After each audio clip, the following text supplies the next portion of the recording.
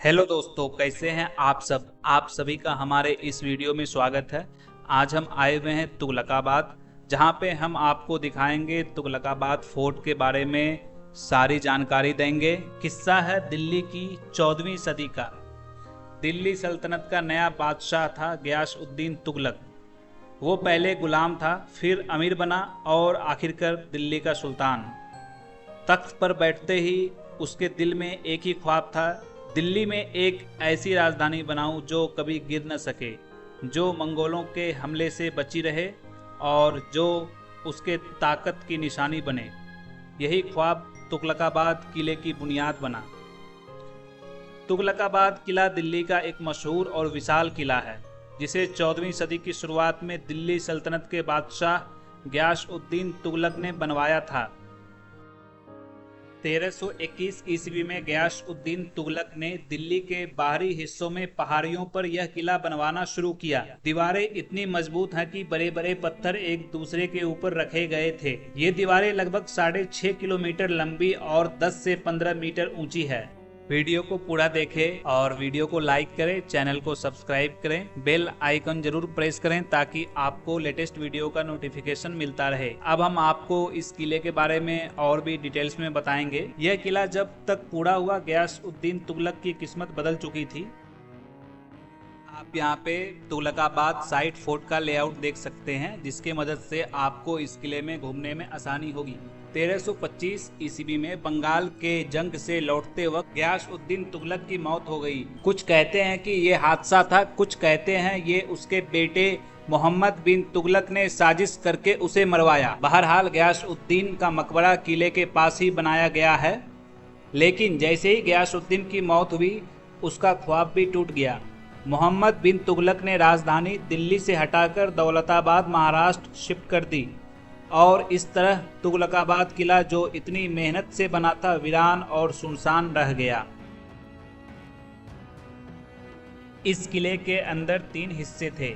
एक है आम शहर जहां लोग रहते थे, दूसरा शाही महल और दरबार बादशाह और उसके खानदान के लिए, तीसरा फौजी किला सिपाहियों और हथियारों के लिए। तुगलकाबाद किले के अंदर एक बड़ी जामा मस्जिद बनाई गई थी।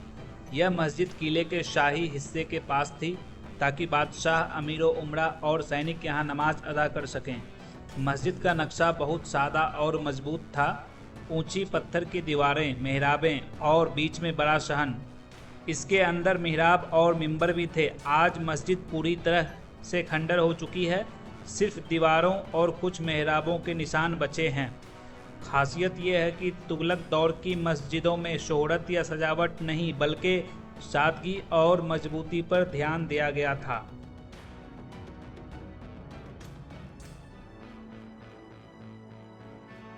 अब हम आपको विजय मंडल दिखाएंगे।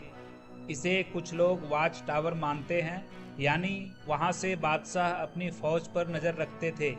कुछ इतिहासकार कहते हैं कि ये शाही मंच था जहां से सुल्तान तुगलक अपनी फौज और दरबार को देखता था।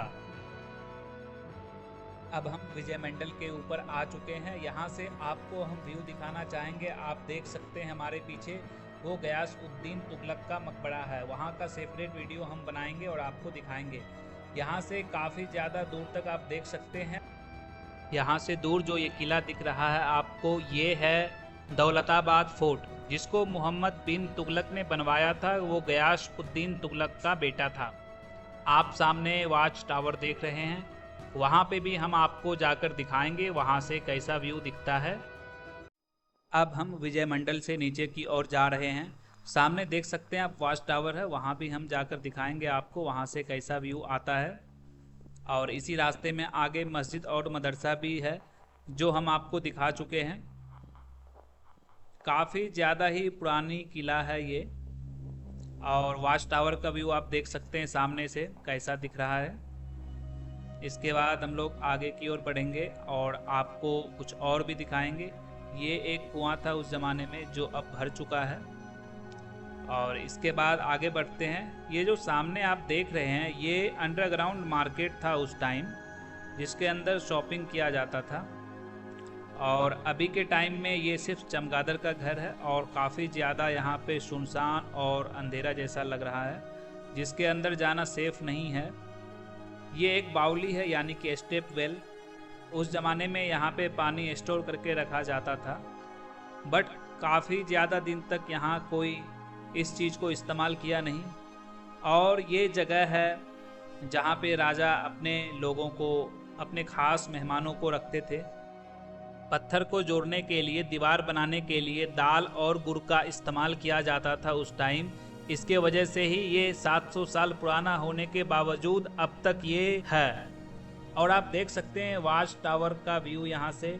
सामने एक पीर का मज़ार भी है। आगे भी जाने का रास्ता है, लेकिन अभी फ़िलहाल वो बंद कर रखा गया है क्योंकि आगे काफ़ी घनी जंगल है। अब हम आपको इसके छत के ऊपर जाके दिखाएंगे।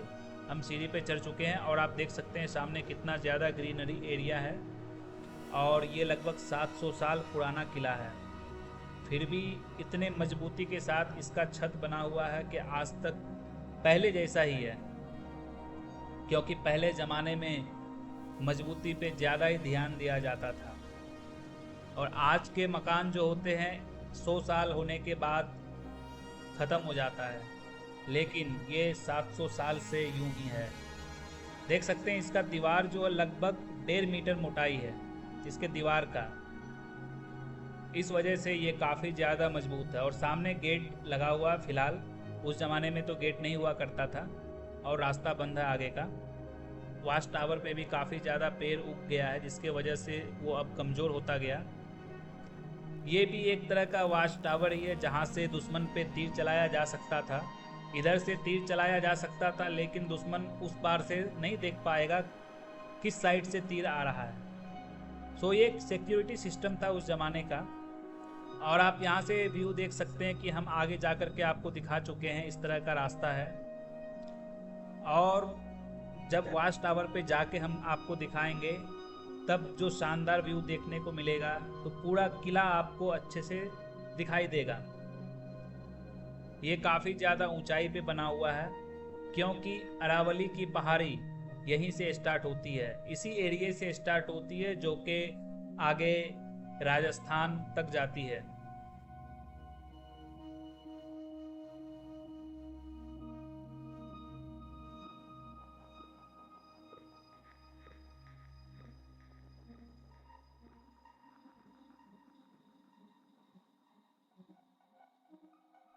अब हम वाच टावर की ओर जा रहे हैं और वाच टावर के ऊपर चढ़ के आपको हम दिखाएंगे। ये जो आप सामने देख रहे हैं ये एक कुआं जैसा बना हुआ है। यहाँ पे उस ज़माने में फांसी दिया जाता था मुजरिम को। और हम आगे बढ़ रहे हैं। आप देख सकते हैं क्लॉक टावर का क्या हालत हो चुका है। पहले तो ये पूरा बना हुआ था, लेकिन वक्त के साथ ये धीरे धीरे टूटता गया और आज इस हालत में है।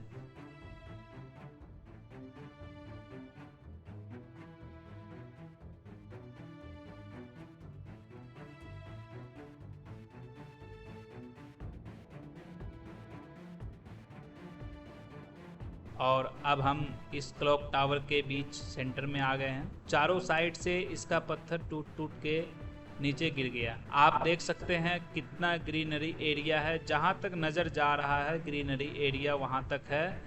और ये सारा एरिया जो है इस फोर्ट के अंदर ही आता है, इसी किले का भाग है।